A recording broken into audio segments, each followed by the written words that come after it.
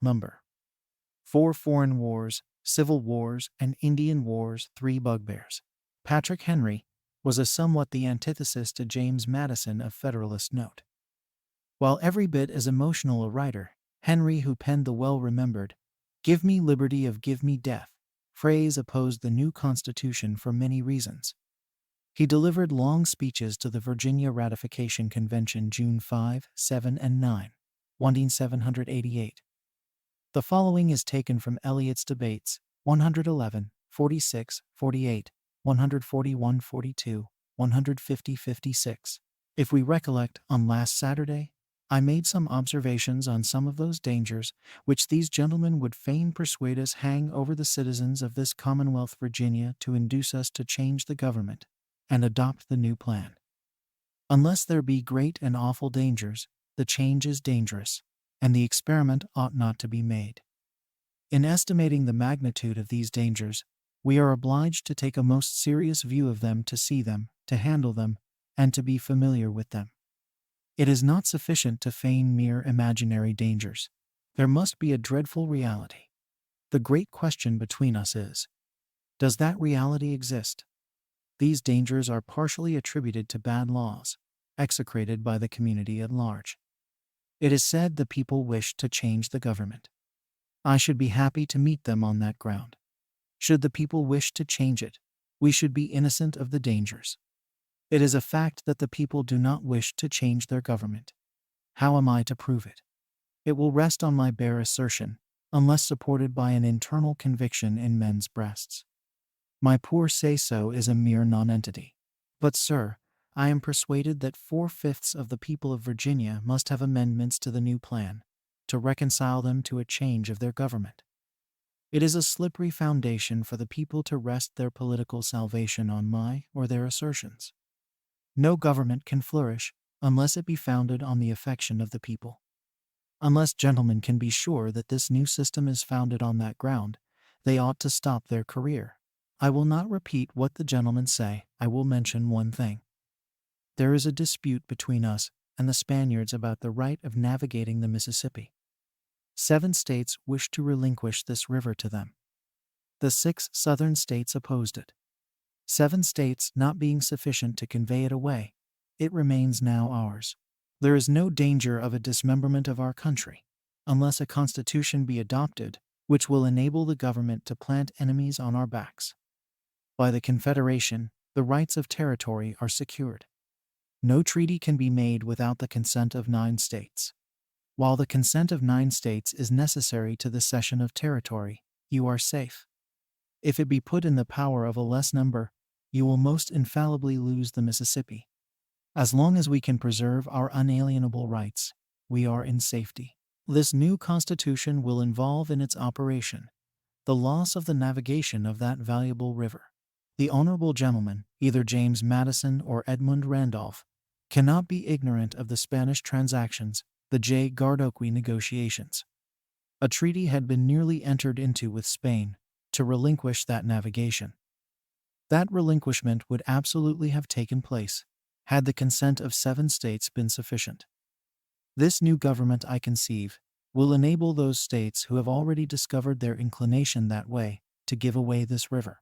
We are threatened with danger, according to some, for the non-payment of our debt due to France. We have information come from an illustrious citizen of Virginia, who is now in Paris, which disproves the suggestions of such danger. This citizen has not been in the airy regions of theoretic speculation. Our ambassador Thomas Jefferson is this worthy citizen. The ambassador of the United States of America is not so despised as the honorable gentleman would make us believe. A servant of a republic is as much respected as that of a monarch. The honorable gentleman tells us that hostile fleets are to be sent to make reprisals upon us. Our ambassador tells you that the King of France has taken into consideration to enter into commercial regulations on reciprocal terms with us, which will be of peculiar advantage to us. Does this look like hostility? I might go farther.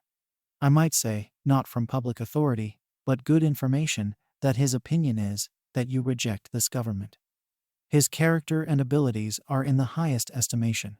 He is well acquainted, in every respect, with this country. Equally so with the policy of the European nations.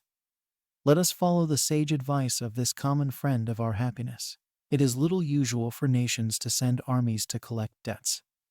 The House of Bourbon, that great friend of America, will never attack her for her unwilling delay of payment. Give me leave to say that Europe is too much engaged about objects of greater importance to attend to us. On that great theater of the world, the little American matters vanish. Do you believe that the mighty monarch of France, beholding the greatest scenes that ever engaged the attention of a prince of that country, will divert himself from those important objects, and now call for a settlement of accounts with America? This proceeding is not warranted by good sense. The friendly disposition to us, and the actual situation of France, render the idea of danger from that quarter absurd. Would this countryman of ours be fond of advising us to a measure which he knew to be dangerous? And can it be reasonably supposed that he can be ignorant of any premeditated hostility against this country? The honorable gentleman may suspect the account, but I will do our friend the justice to say that he would warn us of any danger from France. Do you suppose the Spanish monarch will risk a contest with the United States when his feeble colonies are exposed to them? Every advance the people make to the westward makes them tremble for Mexico and Peru. Despised as we are among ourselves, under our present government, we are terrible to that monarchy. If this be not a fact, it is generally said so. We are, in the next place, frightened by dangers from Holland. We must change our government to escape the wrath of that republic. Holland groans under a government like this new one. A stadtholder, sir, a Dutch president, has brought on that country miseries which will not permit them to collect debts with fleets or armies. This president will bring miseries on us like those of Holland. Such is the condition of European affairs that it would be unsafe for them to send fleets or armies to collect debts. But here, sir, they make a transition to objects of another kind.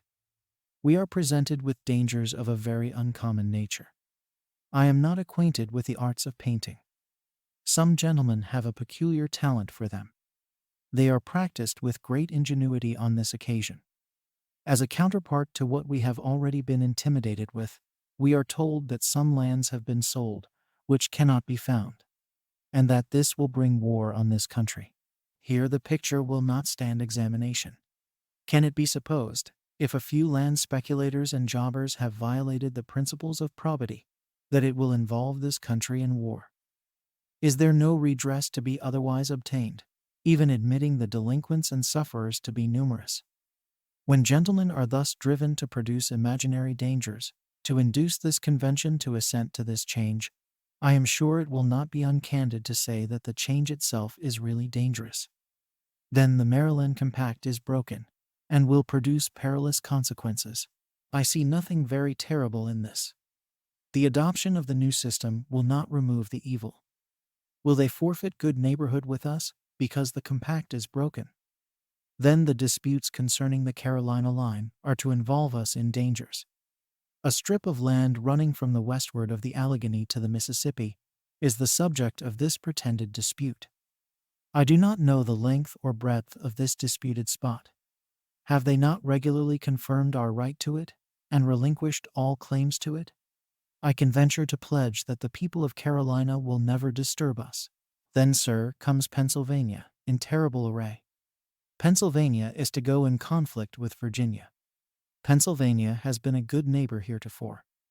She is federal. Something terrible. Virginia cannot look her in the face. If we sufficiently attend to the actual situation of things, we shall conclude that Pennsylvania will do what we do.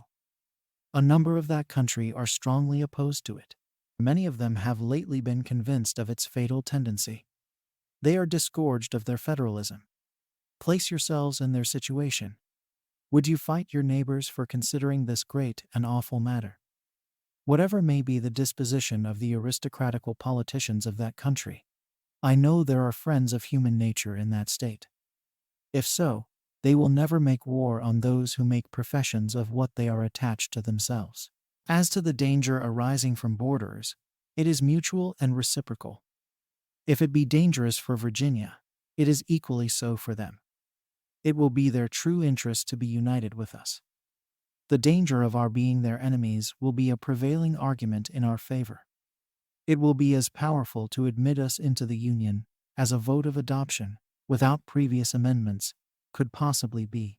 Then the savage Indians are to destroy us. We cannot look them in the face. The danger is here divided. They are as terrible to the other states as to us. But, sir, it is well known that we have nothing to fear from them. Our back settlers are considerably stronger than they. Their superiority increases daily. Suppose the states to be confederated all around us. What we want in numbers, we shall make up otherwise. Our compact situation and natural strength will secure us. But to avoid all dangers, we must take shelter under the federal government. Nothing gives a decided importance but this federal government. You will sip sorrow, according to the vulgar phrase, if you want any other security than the laws of Virginia. Where is the danger? If, sir, there was any, I would recur to the American spirit to defend us. That spirit which has enabled us to surmount the greatest difficulties. To that illustrious spirit, I address my most fervent prayer to prevent our adopting a system destructive to liberty. Let not gentlemen be told that it is not safe to reject this government. Wherefore is it not safe? We are told there are dangers, but those dangers are ideal. They cannot be demonstrated. The Confederation, this despised government, merits, in my opinion, the highest encomium. It carried us through a long and dangerous war. It rendered us victorious in that bloody conflict with a powerful nation. It has secured us a territory greater than any European monarch possesses, and shall a government which has been thus strong and vigorous be accused of imbecility and abandoned for want of energy? Consider what you are about to do before you part with the government. Take longer time in reckoning things. Revolutions like this have happened in almost every country in Europe. Similar examples are to be found in ancient Greece and ancient Rome, instances of the people losing their liberty by their own carelessness and the ambition of a few. We are cautioned against faction and turbulence. I acknowledge that licentiousness is dangerous, and that it ought to be provided against. I acknowledge also the new form of government may effectually prevent it. Yet there is another thing it will as effectually do: it will oppress and ruin the people.